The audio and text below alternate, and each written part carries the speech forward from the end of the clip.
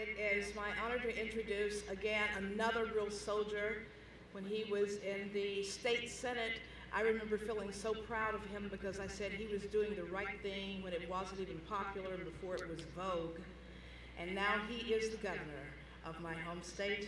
May I present to you Governor Mike Beebe.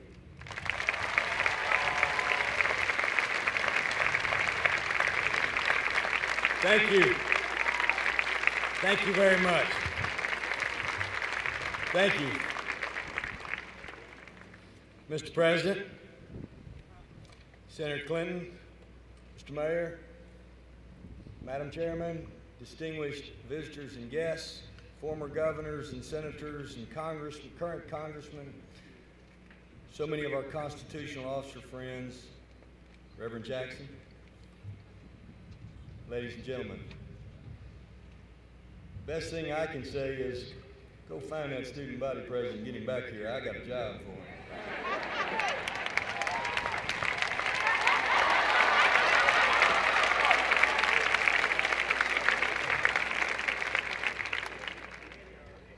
It is my great honor to welcome all of you from out of town to Little Rock this September morning, and those of you from Little Rock to this special place. Whether this is a homecoming or a chance to review history through the clarifying lens of 5 decades, thank you for joining us for this 50th anniversary of an event that changed every one of us. The official word may be commemoration, but it is much more than that. We are here to honor the heroes and the history of Central High. It is an occasion to speak honestly about our strengths and our weaknesses. Both were vividly on display 50 Septembers ago. It was not the proudest moment in the history of our state, but in our history as a state, no person or group of people have shown more collective courage in the face of often violent opposition than the 9 people who walked through those doors those days.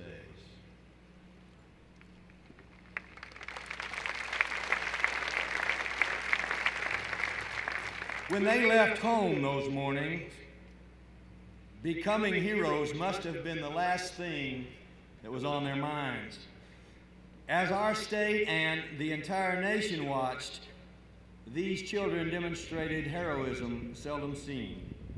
They may have been more concerned with learning history than making it, but history was thrust upon them. They were coming here to learn, but what they actually did was teach a lesson for the ages. They met chaos with dignity far beyond their teenage years. They brushed away threats with determined conviction. In the face of so much that was wrong, they showed an entire country the essence of what was right. Today, most Arkansans speak with pride of Central High and the men and women who forced us to confront our responsibilities under the law. You can see it on our faces today, but it's not always been that way.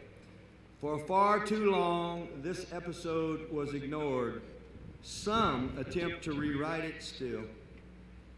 Let's be clear. The chaos did not end when the national spotlight was turned off. The doors that were opened by federal courts and federal troops did not stay that way. The year after those young people risked their lives, the high schools of this city were closed, shut down for an entire year. The defiance of the heart lasted even longer. For too many, it endures today. Commentators then and now speak of the constitutional crisis that surrounded these events. The young men and women we know as the Little Rock Nine and those who supported them were no threat to the Constitution. If anything, they saved it.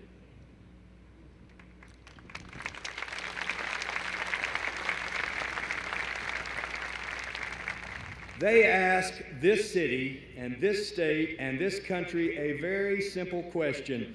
Will you live up to the Constitution or not? In time, too much time, we said we would. It was a struggle then, and as has already been said countless times in the past week, the struggle continues today.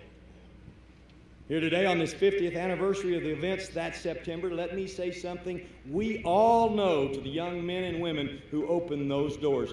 These men and women who sit behind us. You were right. Those who opposed you were wrong.